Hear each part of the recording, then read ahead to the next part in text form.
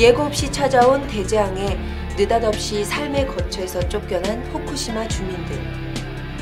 평온한 일상을 빼앗기고 고향을 잃었습니다. 이제는 계절만이 소리 없이 찾아오는 유령도시 후쿠시마. 원전이 빼앗아간 후쿠시마에도 따뜻한 봄이 찾아올까요? 네, 여러분 안녕하세요. 고발뉴스의 안방마님 세케니어 가케나입니다. 자, 어제였죠. 일본 대지진으로 인한 후쿠시마 원전 사고가 일어난 지 3주년이 되는 날이었습니다. 자, 그래서요. 오늘은 이 원전 사고 3주기를 맞아 그 현장에서 직접 사진을 찍어 오신 아주 또 어렵게 모신 한 분 저희가 이 자리에 나와주셨습니다. 바로 정주하 작가님이신데요. 후쿠시마 그 현장에서 직접 보고 듣고 느끼신 얘기 한번 얘기 나눠보도록 하겠습니다. 작가님 안녕하세요. 네, 안녕하세요. 네, 아 맞다. 그 시작하기 전에 작가님보다는 선생님으로 불러달라고 하셨는데 사실 주하 씨가 제일 좋은데요. 아, 주하 씨 그럼 사모님께서 좀 싫어하실 수도 있... 더 좋아할 것 같아요. 우리는 저를 형이라고 부르니까 아, 네. 씨가 저한테 저는 이름 부르고 아, 또 굉장히 또 독특하시네요. 네. 시시라 그렇습니다. 아, 그러면 저는 선생님이라고 또 고맙습니다. 앞으로 좀 호칭을 한번 제가 좀 부르도록 하겠습니다. 자, 그래서 참 저도 이 후쿠시마 원전 사고에 대해서 굉장히 또 관심이 많기도 했지만 사실 언론에 보도가 되는 부분은 굉장히 좀 없어요. 네. 그래서 또 직접 현장에 다녀오셨다고 하니까 네, 네. 저희가 그 얘기 한번 나눠보도록 하겠습니다. 네, 네. 네. 자, 그럼 바로 사실은 들어갈게요. 네. 첫 번째 사실은 빼앗긴 후쿠시마에도 봄은 온다. 자, 후쿠시마에 다녀오신 후에 사진집을 내셨습니다. 굉장히 이게 좀 되게 조심스러운데요. 왜냐면 저희 좀 네. 자, 제목이 빼앗긴 들에도 봄은 오는가. 자, 책 제목이 이러한데 굉장히 친숙한데 알고 봤더니 이상하 시인의 제목과 똑같아요. 네, 맞습니다. 네, 책 제목을 이렇게 지으신 이유가 있을까요? 뭐 모든 일이 그런 것처럼 네. 세세하게 설명하자면 너무 길어서 네. 일단 좀 간단하게 추려 네. 말씀을 드리자면요. 후쿠시마에 왔던 그 재앙, 모든 전 세계 시민이 다 알고 계실 거라고 생각하는데요. 네. 그 재앙을 통해서 우리가 무엇을 봐야 되는가? 네. 그리고 그곳에서 그 들을 빼앗긴 그들 역시도 어떠한 태도로 자신들의 재앙을 받아들여야 되는가라고 하는 것에 대해서 생각해 보자는 뜻입니다. 아, 네. 그렇군요. 빼앗긴 들에도 봄은 오는가. 참 어떻게 본다면 이 후쿠시마에 거주하고 계신 분들에게는 이 자신의 삶의 지금 쉼터가 어떻게 그렇죠. 본다면 지금 더 빼앗긴 빼앗겼다라고 느끼실 텐데 네. 이분들에게도 어떻게 본다면 새로운 지금 다시 또 시작되는 삶이 지금 이제 진행이 되고 있는 거잖아요. 자, 여기에 대해서 그럼 한번 또 얘기를 나눠볼게요. 자, 이거 언제 다녀오신 거예요? 후쿠시마에는 일단? 제가 다녀온 거는 2011년, 그러니까 네. 2011년 3월 11일 날 후쿠시마에 그 재앙이 있었죠. 네. 저는 그 해 11월 3일 날 와, 그 해에 바로 다녀오셨네요. 가서 네. 처음에 갈 땐 여러분이 같이 갔습니다만 가서 일주일 정도 거길 둘러보고 작업을 시작을 했고요. 네. 그 이듬해 2012년 3월까지 5번 다녀오면서 작업한 걸 가지고 저 책을 만들었던 겁니다. 아, 네. 지금은 다 잊혀졌겠지만 2012년 3월 26, 27일로 기억하는데 우리나라 서울에서 네. 세계 핵방위 정상회담을 개최했었습니다. 네. 전 세계 7개국 정상들이 모여가지고 아마 핵 문제를 가지고 논의했던 모양인데요. 네. 그 회담하는 거 시기에 맞추어서 견지동에 있는 평화박물관에서 전시를 했고 네. 그리고 책을 만들었던 것이죠. 아, 저 근데 제가 알기로는 후쿠시마에는 그 사람들이 출입을 못하도록 지금 막고 있다라고 네네. 알고 있는데 네. 그럼 이 사진집에 나오는 이 풍경들은 그러면 어디에서 찍은 것인지 예, 제가 좀 궁금합니다. 자세한 얘기를 좀 드릴게요. 네. 후쿠시마라고 하는 것 자체는 이제 아주 고유명사화돼서 후쿠시마 그러면 딱 어느 한 지점만 생각하는데 네. 아시겠습니다만 후쿠시마는 현을 얘기하는 거더라고요. 아, 그러니까 네. 우리식으로 하자면 도가 될 터인데요. 경기도 같이 이런 예. 식으로. 네. 그러면 그 안에 후쿠시마 현내에 후쿠시마 시가 있습니다. 네. 그러나 그 후쿠시마 시는 사고가 난 원자력 발전소에서부터 약 한 직선거리로 한 70여 킬로 되는 것 같아요. 네. 그리고 그 사이에는 우리나라식으로 얘기하자면 태백산맥처럼 커다란 산이 있고요. 네. 굉장히 큽니다. 그 산을 넘어서 해안가로 내려가면 거기에 자그마한 조그만 소도시들이 있어요. 네. 그 중에 하나가 미나미 소마라는 소도시가 있는데 네. 제 작업은 그 후쿠시마 시에서 출발을 해서 그 산을 넘어가서 미나미 소마 그리고 후쿠시마 그 제1 원전 네. 주변을 함께 작업한 거죠. 아, 그러셨군요. 참, 근데 저도 뭐, 저기 본격적으로 이제 조금 있다가 저희가 사실은 통해서 이 사진에 대해서 한번 얘기를 나눠보겠지만, 자, 근데요, 사진들이 하나하나 보니까 저는 사실 그 후쿠시마 그 현장 사진이라고 말씀을 하셔서 뭐랄까 좀 이 사고 현장의 그런 좀 암울한 네네. 느낌이지 않을까라고 했는데 네. 굉장히 좀 거리의 소소한 풍경들이나 이런 산들 네네. 그렇다면 어떻게 보면 좀 삶이 이어지고 있다라는 좀 그런 메시지도 좀 받았고요. 네. 뭔가 이런 전하고 싶은 메시지가 있으셨을 것 같아요. 이 사진을 그렇죠. 통해서. 그렇죠. 네. 예. 그러니까 조금 아까 말씀드렸던 것처럼 이 책을 만들어낸 기본적인 의도는 사실은 아주 분명했습니다. 네. 그러니까 핵방위 정상회담, 즉 전 세계 주요한 나라의 정상들이 한국 서울에 모여서 핵에 관한 뭔가 이야기를 하고 있는 그분들을 향한 작은 목소리라고 해도 과언이 아닐 터인데요. 네. 그래서 사실 좀 솔직하게 얘기를 드리자면 네. 뭐 여기서 욕하면 안 아니요, 되겠습니다만 욕해도 돼요. 네. 씨발. 그럼에도 불구하고 네. 자연은 아름답다. 아. 그러니까 이 재앙이 뭐 자연의 재앙이라고 치부하고 싶겠지만 네. 사실은 일본에서의 후쿠시마 현은 우리나라로 치면 강원도 산골짜기 같은 곳이에요. 네. 도호쿠 지방이라고 그래서 참. 이 원자력 발전소 문제가 아니라 하더라도 상당히 지역적 차별이 있었다고 그래요. 저도 물론 나중에 알았었습니다만 네. 그러한 곳에 있는 곳에 원자력 발전소를 세우고 거기에 있는 모든 전기는 도쿄에서 쓴 거예요. 그러니까 원자력 발전소를 도쿄 사람들이 쓰게 하기 위해서 그 먼 데다 힘없는 지역에다가 만들어 놓았다는 것이죠. 네. 그것이 쓰나미에 의해서 혹은 그 이전에도 물론 문제가 있었다고 나중에 밝혀지고 있습니다만은 그러한 문제가 생겼다는 거죠. 그러므로 해서 그곳에 사는 주민들이 자신의 삶의 터전과 미래를 잃어버린 거거든요. 네. 그런데 더 불구하고 그곳의 자연은 여전히 아름답다는 역설적인 얘기를 통해서 네. 너네들이 지금 뭐 하고 있는가? 음. 이 너네들이라는 것은 저의 입장에서 양쪽 다이겠습니다만은 일단 일본에도 있는 정부를 대신하는 혹은 정부를 운영하는 정치인들 혹은 네. 그 이외에 핵을 갖고 이리저리 하고 장난을 있는 치는, 물론 네. 핵 모피아도 얘기합니다만은 네. 그런 사람들에게 좀 다른 방식으로 얘기를 좀 해보고 싶었던 것이죠. 그분들에게 어떻게 좀 느껴봐라라는 식으로 이렇게 좀 그렇죠. 그러니까, 보여주고 계신 것 같은데요. 네, 네. 네. 근데 어떻게 말씀을 듣다 보니까 참 우리나라도 뭐 일본과 다르지 않다라고 또 느끼는 점 뭐냐면 우리 밀양 송전탑 같은 것도 네, 어떻게 네. 본다면 그 밀양에 계신 분들에게 지금 밀어붙이고 있는 거잖아요. 여기다 세워야 된다. 그거는 더 심하죠. 사실은 그 고리가 있고 네. 고리 조금 더 위에는 신고리가 있지 않습니까? 그 고리가 이제 부족해서 신고리를 만들어서 지금 3, 4, 5기를 또 지금 막 짓고 있고 거기서 만들어낸 전기를 이제 그쪽 밀양 쪽으로 해서 대도시 서울 쪽으로 송전하겠다는 뜻이잖아요. 네. 근데 그쪽을 가보면 정말 보편적인 분들이 다녀오지 않으면 모르는 것들이 있는데 그 주변에 살던 사람들이요. 거기도 여전히 아직 네. 주민들이 살고 계신데 그분들에 대한 처우가 너무 형편없는 거예요. 네. 거기에는 제가 만나본 분 한 분은 지난번 고리 때 이주를 당해서 그쪽으로 이주해 왔는데 이번에 또 다시 이주를 해가야 되는 거예요. 참 이게 근데 이제 문제는 그분들이 또 국가에서 마련해주는 어떤 터에 가서 또 집을 짓고 살게 되는데요.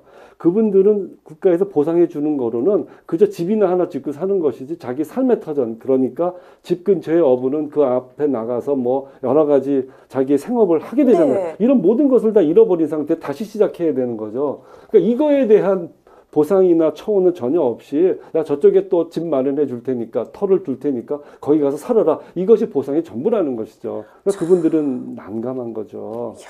그러니까 이게 국가를 믿지 못하겠다. 뭐 그런 얘기를 할 수밖에 없는데 밀양도 저는 내내 마찬가지 문제라고 생각을 해요. 그러니까요. 어떻게 본다면 일본보다 더 심할 수 있는 그런 훨씬 문제. 심하죠. 네. 그러니까 뭐 비교하는 건 좀 뭐 좀 어려운 일이겠습니다만은 일본은 그럼에도 불구하고 제 경험으로 보면 국민들에 대한 일정한 배려는 우리보다는 좀 나았던 것 같아요. 네. 그러니까 현재 그 사고 이후에 그분들 거기 살고 계시는 그분들도 불만이 되게 많지만 이주를 시키는 문제라든지 네. 아니면 보상에 대한 문제가 적어도 우리나라하고 직접 비교를 하자면 제 경험으로 비추어 얘기 드린다면 뭐 서너 배는 더 나은 것 같아요. 그 부분에 있어서는. 그러니까 나쁜 놈들인 거는 둘 다 똑같지만 국민들을 향해서 그래도 네. 조금 좀 덜 나쁘게 했던 게 아닌가 하는 그런 아쉬움이 있습니다. 우리나라의 참 정치인들 향해서. 그러니까요. 이 안타까운 우리나라에 관한 얘기 한번 또 저희가 두 번째 사실을 내서 나눠보도록 하겠습니다. 네네. 두 번째 사실은 한국은 지독한 안전 불감증에 걸렸다. 자, 우리나라와 일본 참 가까운 나라 아닙니까? 그렇죠. 근데 이 원전 유출 사고에 의해서 이 방사능이 우리나라의 해안까지 온다, 막 난리가 난 적도 있었는데 지금은 또 잠잠해요. 네.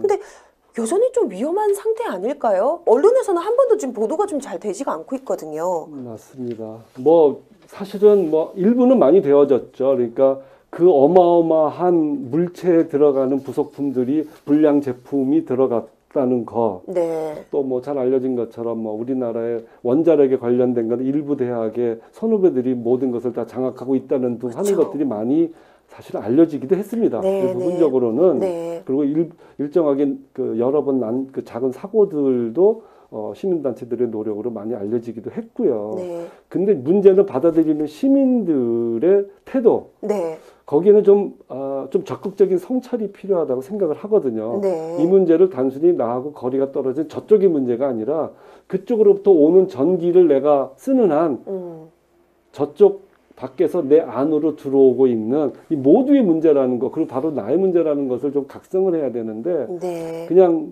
그런 사건이 터질 때 잠시 잊고는 평상시에는 거의가 모두 잊어버리고 있죠. 저는 지금 궁금한 게 해운대 사시는 부산에 네네. 해운대 사시는 분들 참 궁금해요. 왜요? 거기는 직선거리를 20km밖에 안 돼요. 그러니까 78년에 시작한 고리 원전 1호기가 네. 우리나라 최초의 상업 운전을 시작한 곳이잖아요. 네. 근데 거기서 기장을 통해서 해운대가 아마 직선거리로 20km 정도밖에 안 저희 되거든요. 부모님 사시거든요. 부산에. 근데 그분들 근데 정말 근데요, 제가 편안하세요, 저도 편안해. 이제 고향이 부산이라 가끔 내려가서 네. 이제 뭐 주변 분들을 보면 전혀 그런 데 대한 이런 안전의식이나 이런 부분이 없으세요. 그냥 뭐 괜찮겠지? 뭐 이런 식으로 생각하시더라고요, 다들. 그거 근데 굉장히 이건 좀 우리가 좀 심각하게 생각해야 되지 않나. 네, 우리 맞습니다. 바로 옆 나라 지금 일본에서 일어나는 것만 해도 참 얼마나 크나큰 이런 네. 피해를 입게 되는 건지 참 우리가 옆에 있으면서도 무감각해지는 게 아닌가라는 생각이 드는데 선생님, 근데 여기 책을 안에 보니까 참 뭐랄까, 그래도 이곳에 사는 분들이 어떻게든 자신의 삶의 터전을 지키기 위해서 좀 네. 소소하게 애쓰시는 그런 느낌도 좀 받을 수 있었는데, 그럼요. 막 감나무도 보이기도 하고요. 네, 네. 근데 감나무에 아무도 감은 따먹진 않았더라고요. 좀 못 약간, 먹죠. 예, 뭔가 좀 휑한 그런 느낌도 좀 들기도 하고요. 네. 제가 설량계라는 게 있잖아요. 설량계. 그러니까 뭐 그것도 30만 원짜리부터 뭐 굉장히 비싼 것까지 있겠죠. 근데 저도 이제 조그만 설량계를 가지고 가서 요새를 다 찍어 봤더랬어요. 네. 그런데 조금만 높은 지대에 바람이 부는 곳에서는 우리에게 허용된 거에 최소한 서너 배에서 어떤 곳은 한 10배 정도 많습니다. 아직. 네. 그게 계속해서 만들어지니까. 네. 누가 오셨네요? 누구야? 네. 이상한 사람이에요. 저희 고발 뉴스가 네. 만인한테 지금 이렇게 공개돼 있어가지고 불쑥불쑥 이렇게 찾아오세요. 네, 말씀해 주세요. 네, 계속. 네, 생생합니다. 네, 생방 같은 느낌이죠. 네. 예, 얘기해 주세요. 네.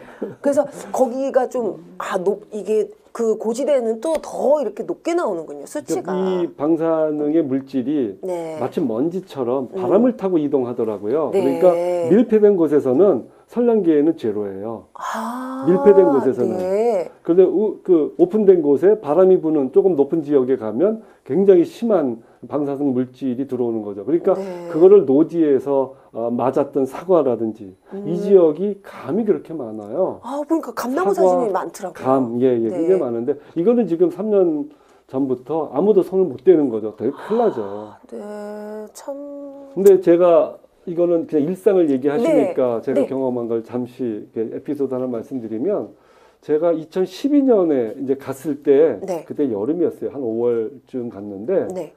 어느 분이 트랙터로 농사를 짓고 계신 거예요. 네. 그러니까 후쿠시마 시에서 미나미 소모로 넘어가는 이 산맥이 있다고 그랬잖아요. 네. 여기 중턱쯤에서 네. 그래서 차를 타고 가다가 세워가지고 막 쫓아갔어요. 네. 너무 신기하니까. 그러니까요. 이거는 법적으로도 안 되고 절대로 지면 안 되는 것들이거든요. 네. 그리고 거기서 소출된 거 먹으면 절대 안 되고. 네. 이렇게 찾아가 갖고 저는 일본어를 전혀 못하니까 네. 아주 떠듬떠듬 네. 이제 부탁을 해서 여쭤봤어요. 네. 그래서 뭐 하시는 거냐. 음. 그러니까 이분이 너무 잘하는 거예요. 제가 이제 떠듬떠듬 이해한 거로는 여기 지금 너무 이 방사능이 세서 아무런 작물을 심을 수도 없고 아무것도 못한다. 네. 그래서 다들 피난 갔고 요 위에 한국 여자가 시집 와서 살고 있었는데 그분도 얼마 전에 이사 가버렸다. 이런 얘기를 하는 거예요. 네. 그래서 물어봤죠. 근데 선생님께서는 왜 여기서 농사를 짓고 계시냐? 안 하면 어떡하냐? 먹으려고 짓는 게 아니라 자신의 일상이기 때문에 그냥 하는 거라는 거예요. 추수를 해서 수확을 해서 내가 먹겠다는 것이 아니라 그것을 하는 것이 나의 일상이고 오랜 동안 해왔기 때문에 그냥 한다는 거예요. 아, 이거를 좀 이해할 필요가 있을 것 같아요. 참 어떻게 본다면 이 거주의 공간도 빼앗기는 것뿐만 아니라 그렇죠. 그 사람의 어떻게 보면 삶을 통째로 빼앗은 것이 아닌가라는 생각이 그렇죠. 드네요. 그러니까 그걸 잃어버리게 되면 죽거나 정말 다른 데를 이주해서 뭐 다른 일을 할 수 있는 능력이나 기회가 되는 분들은 괜찮지만 그렇지 않는 분들은 거기 살 수밖에 없거든요. 그러니까요. 작은 농토에 집 하나 갖고 있던 사람이 그걸 누가 사지도 않을 거고 그렇다고 한국으로 오겠습니까? 아니면 저 오키나와를 가겠습니까? 그러니까요. 또 어쩔 수 없이 여기 산다고요. 네. 위험한 걸 알면서도. 근데 그런 분들이 봄이 돼서 밭을 갈아야 되고 씨를 뿌려야 되는데 그걸 안 하면 어떡하냐는 거예요. 이 절체절명의 문제 앞에서의 그들의 태도가 저는 조금 가슴에 와닿았던 적이 있습니다. 근데 저는 또 궁금한 게 그쪽에 이제 계시는 분들은 위험하다. 여기서 네. 농사 지어서는 안 되고 여기서 나오는 그 과실들은 먹으면 안 된다라고 알고 있지만 네. 정작 그 방사능이 유출된다는 계속 그런 소식들이 들리니까 우리나라 주부들은 또 굉장히 좀 주부들은 네. 또 겁을 내거든요. 그렇죠. 자, 그런데요. 이 정부에서는 괜찮다라고 얘기만 하는데 네네. 이게 더 혹시나 좀 불신을 더 이렇게 크게 키우는 게 아닌가라는 생각도 드는데 어떻게 생각하세요? 그러니까 이제 아까도 잠깐 거론되었던 문제인데 어떤 우리가 기준이라는 거 자가 있는데 이게 자가 1m야라고 누가 기준을 세워놨을 때는 그것이 늘 1m여야 하잖아요. 근데 네. 어떤 자는 1m 12cm고 어떤 자는 99cm면 이게 안 되는 거잖아요. 그렇죠. 기준은 좀 명확해야죠. 안전하다 안 안전하다 하는 것을 국가가 자료를 오픈하고 네. 국민들의 동의를 얻어서 함께 그것을 극복해 나가는 도구를 써야 되는데 우리들한테는 오픈이 되어 있지 않습니다. 그러니까 국제적 기준도 그렇고 또 국내에서 마련한 기준도 그렇고 우리가 충분히 국민들이 알아들을 수 있도록 그분들은 계도하고 자신들이 갖고 있는 데이터를 공개해서 함께 성찰의 길로 나아갈 수 있어야 되는데 국민들 스스로도 알려는 노력을 물론 하기 어렵지만 네, 네. 국가에서는 그러한 계도하는 국가 스스로가 해야 되는 일을 거의 방치하고 있는 거죠. 그러니까 어디서부터 어디까지가 위험하고 어디서부터 어디까지가 위험하지 않은지에 대해서 모르는 거예요. 그러니까 그냥 카더라 통신 혹은 괴담 수준의 얘기가 돌아다니는데 사실은 느끼기에는 그게 더 맞을 수 있거든요. 네. 그러니까 일부 좀 현명한 분들은 인터넷 사이트에 들어가서 세계적으로 그런 방사능 수치를 알려주는 사이트에 들어가서 어디예요? 그 사이트가? 수투비투어닷컴이 있더라고요. 우리 좀 자막으로 좀 넣어주세요. 지금 좀 방송 보시는 분 근데 아시게. 그거는 굉장히 보수적인 단체에서 하는 거예요. 아, 그래요? 예, 그래서 네. 저는 그거를 뭐 별로 믿지는 않는데 그나마 이렇게 언뜻 쉽게 들어가서 보면 거기서 보면 뭐 쭉 나와요. 네. 그런 수치들이. 네. 근데 도쿄보다 서울이 더 높아요. 방사능 수치가 더 아주 높게 작지만, 나오나요? 네. 그건 모든 분들이 보시면 아실 수 있거든요. 네. 속초나 강릉 같은 경우는 2배 넘습니다. 아니 거기에 그 아주 보수적인 단체에서 국가에서 주는 정보를 데이터를 가지고 올려놓은 건데도 네. 근데 이제 국가에서는 그런 정도는 먹어도 괜찮아, 나 먹어도 당신들 좋아 이런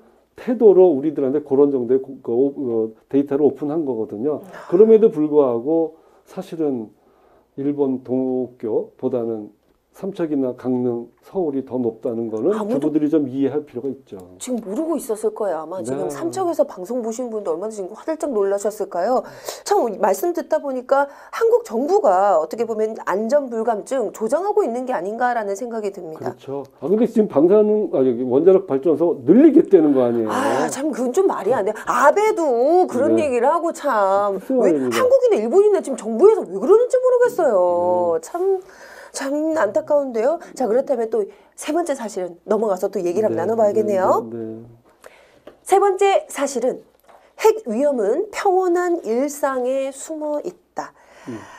자, 참 아까도 뭐 이 작품의 의도를 말씀을 해주셨지만 이 사진 속의 일상은 참 어떻게 보면은 잔인할 정도로 평온해 보이기도 하고요. 네, 네. 자, 그런데 이 핵 공포 정말 그림자처럼 따라다니는 것 아니겠습니까? 그리고 분명히 우리가 일상 속에 이 핵에 대한 이 경각심이나 두려움을 가지고 있어야 됨에도 불구하고 잊고 있는 경우가 많은데 여기에 대해서 조금 뭐 하실 말씀이 있으실까요? 이게 그 좋은 예가 될 수 있을런지 모르겠는데 사진 한 점을 좀 소개해 보겠습니다. 네네.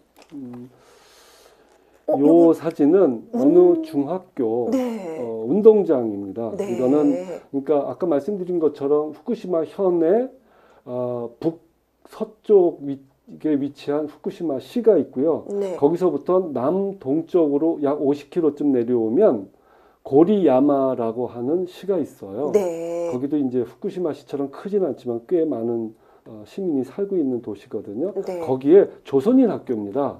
아, 예. 네. 그러니까 잘 아시겠습니다만 일본에는 뭐 여기저기 한국과 관련된 그런 초, 중, 고등 뭐 대학교도 있습니다. 있지 않습니까? 네. 거기를 방문할 기회가 있어 갔었어요. 네. 아무래도 우리 뭐 동포들이니까요. 네, 그러니까요. 근데 여기 보이는 이 그 파란색 천으로 덮여 있는 이게 뭐냐면요. 네. 사고가 난 직후에 이 운동장을 애들이 뛰어놀아야 되는데 여기 워낙 방사능 물질이 많이 떨어져 있을 터이니까요. 네. 이거를 그냥은 방치하면 안 되니까 트랙터를 걷어내 가지고 쌓아놓고 천으로 그러니까 비닐 천으로 이렇게 네. 덮어놓은 겁니다. 네. 그리고 이 공간에서 뛰어놀아야 되는 애네들은 물론 지금까지는 다른 중학교로 네. 이제 이렇게 다 전학을 시켜가지고 여기는 이제 휴교령이 내려서 아마 거의 지금까지도 이제 오픈되지 못하는 이제 학교가 다시 열리지 못하고 있는 그런 곳인데 이처럼 우리 주변에 일상적으로 보여지는 땅, 또 공기, 또 낙엽, 고인물 이런 데에 상당량의 방사능이 숨어져 있다는 거죠. 첫째로 물리적으로 보면. 네. 근데 그거에 대해서 많은 사람들이 간과하고 있거든요. 네. 그러니까 공중에 퍼져나왔던 방사능이 주저앉아서 낙엽이나 땅에 스며드는 건 당연할 텐데도 우리에게 주어진 그 지속적으로 떨어진 이 땅에 대한 문제를 우리는 깊이 있게 드러내지 못하고 있다는 거 하나 문제점이 있고요. 네. 또 하나는 우리들 보편적인 삶의 안쪽에 들어있는 것은 우리가 이것을 극복해야 된다라고 하는 좀 이렇게 전투력이랄까요? 좀 이렇게 의지를 좀 가져야 되는데 뭐 국가에서 그거를 사실은 조금 도와주면 더 좋겠습니다. 우리 스스로가 아까 말씀드렸던 것처럼 그러한 핵에 대한 이해, 공부, 그다음에 그거를 통해서 우리가 좀 그렇지 않은 거를 얻어내려는 그런 노력 이런 것들이 워낙 숨어져 있으니까 그렇게 숨어져 들어와 있는 일상의 핵에 대한 그 뭐 공포랄까 두려움 이런 문제점 이런 것들이 사실은 잘 드러나지가 않는 거죠. 참 어떻게 본다면 그런 생각도 들어요. 이런 굉장히 이게 위험한 수준에 있고 그리고 자칫 잘못해서는 커다란 큰 재앙으로 번질 수 있는 사안임에도 불구하고 정부나 이런 큰 부처에서 이걸 실시하는 이유가 어떻게 본다면 뭐 그 지금 아까 말씀하셨던 것처럼 박근혜 정부나 아베 그쪽 일본 정부에서도 원전을 더 지금 세우려고 하고 있는 그런 의도를 어떻게 본다면 더 만족시키기 위해서 그러는 게 아닐까라는 생각도 좀 들기도 잘 하거든요. 알려진 겁니다만은 MB 말기에 우리도 아랍에미레이트 네. 뭐 그쪽 또 아베도 마찬가지로 그쪽 네. 가서 또 수출했지 않습니까? 뭐 다 사인하고 돌아왔다고 신문에도 나고 뭐 이렇게 한 것처럼 그거 자체가 하나의 비즈니스의 도구로 이미 전환되어져 있고 네. 그것을 국가에서는 조장을 해야 되고 또 값싼 전기 또 특히나 산업용 전기 같은 거는 우리들이 정말 잘 들여다봐야 되는데 요즘 뭐 전기료에 대해서 얘기가 좀 네. 나오고 있습니다만은 산업용 전기는 사실은 지금 원가 이하로 판매하고 있다는 거잖아요. 대기업서 쓰고 있는 전기료. 네. 그러니까 난방도 기름으로 하던 것조차도 전부 전기로 돌리고 있는 이러한 정말 웃지 못할 현실들을 우리가 직시해서 국민들이 정말 좀 파이팅을 해야 되는 부분이 그런 부분이라고 생각합니다. 참 그런데 네. 또 여기 잠깐 또 얘기를 하면 책 관련돼서 내용을 나눠봐야 될 것 같은데 히로시마 원폭 평화기념관 그 비석에 새겨진 말 네. 보니까 다시는 잘못을 되풀이하지 말자. 자, 이 사진에서도 그런 메시지가 좀 많이 전달이 되는 것 같아요. 네.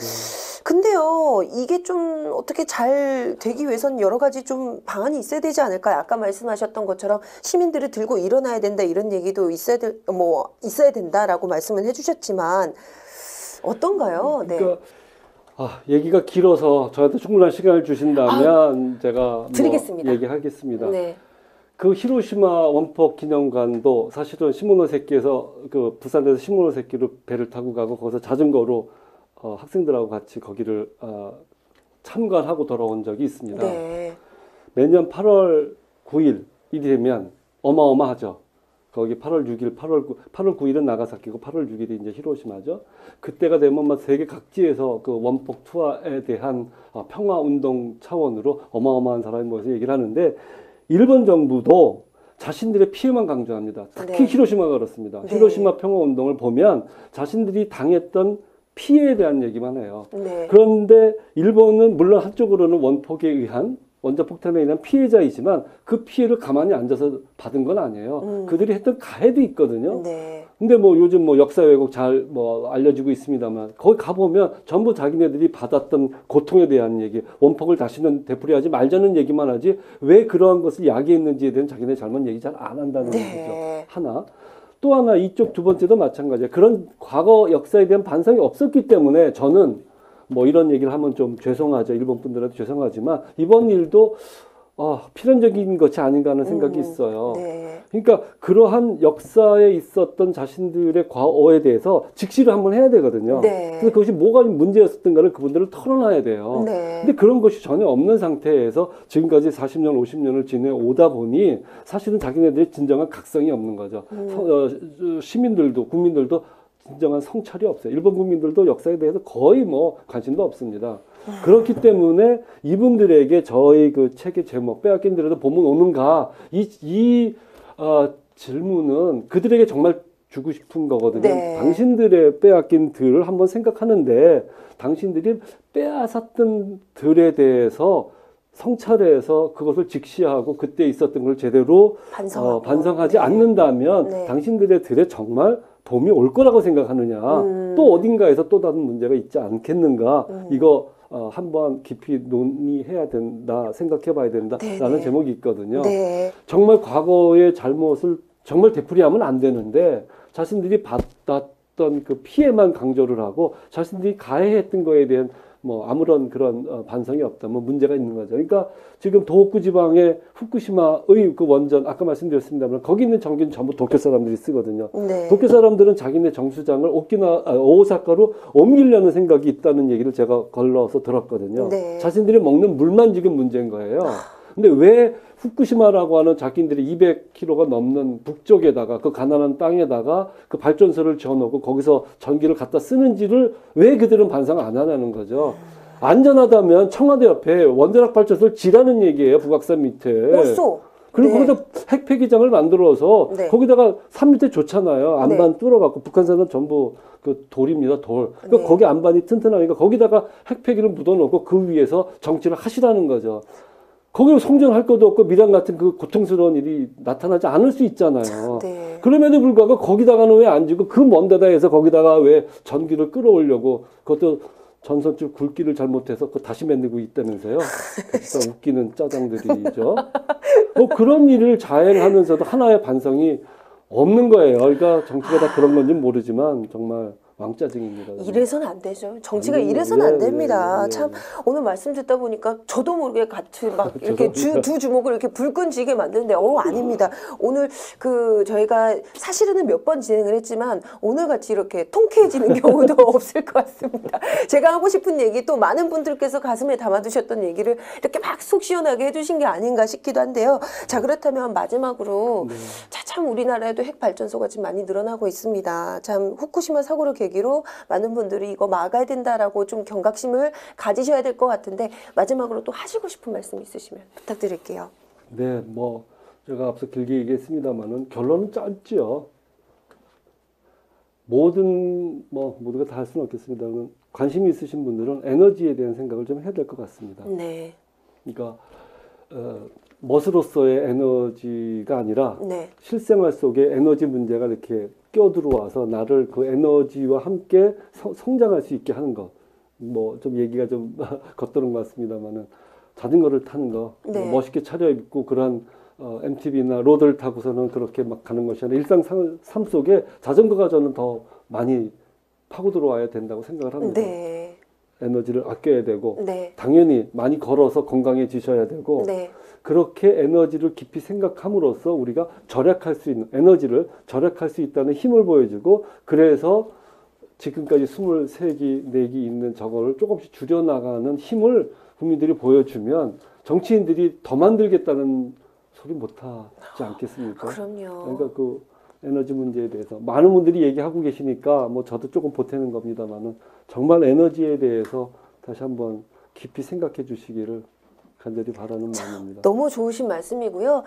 저도 요즘에 샤워할 때 되도록이면 빨리 끝내려고 이렇게 노력하거든요. 이런 생활 속에서의 사소한 이런 부분 하나하나가 아무래도 어떻게 보면 에너지 문제, 큰 문제가 아니라 그런 부분에서 우리가 좀 노력한다면 결론적으로 궁극적으로 해결할 수 있지 않을까. 게다가 플러스 그 국민들의 노력도 필요하지만 무조건 기업 편만 드는 기업의 이익을 우선시하는 정부의 태도도 좀 바뀌어져야 되지 않을까라는 생각이 듭니다. 자, 오늘 또 나와주셔서 너무 감사드리고요. 참, 이 빼앗긴 들에도 봄은 오는가 이 책을 통해서 저도 많은 생각을 오늘 하게 됐습니다. 오늘 나와주셔서 너무 감사드립니다. 감사합니다. 네. 오늘은 후쿠시마 원전 사고 현장을 다녀오셨던 우리 정조 선생님 모시고 얘기를 한번 나눠봤습니다. 자, 책 제목이요. 바로 빼앗긴 들에도 봄은 오는가입니다. 자, 참혹한 이 사고 현장을 본다면 어서 빨리 봄이 왔으면 좋겠다라는 생각이 듭니다. 하지만요, 이 빼앗긴 들 말고도 우리가 또 그동안 빼앗았던 들, 남들에게 피해 입혔던 그런 여러 가지 문제들을 스스로 반성하지 않은 채 무작정 우리의 피해 상황만을 부각하는 거, 이것도 좀 문제 있지 않나라는 생각이 들었거든요. 또 오늘 새로운 시각을 남겨주신 작가님께도 무척 감사드리고요. 다시 한 번 더 후쿠시마의 사고, 이것은 우리가 그냥 단순히 일본의 문제뿐만 아니라 지금 우리나라에서도 일어나는 아주 심각한 문제가 아닌가라는 생각도 오늘 더불어 같이 해보았습니다. 다음 이 시간에도요, 꼭 알아야 될 사실만을 여러분들께 전달해 드리겠습니다. 여러분 감사합니다.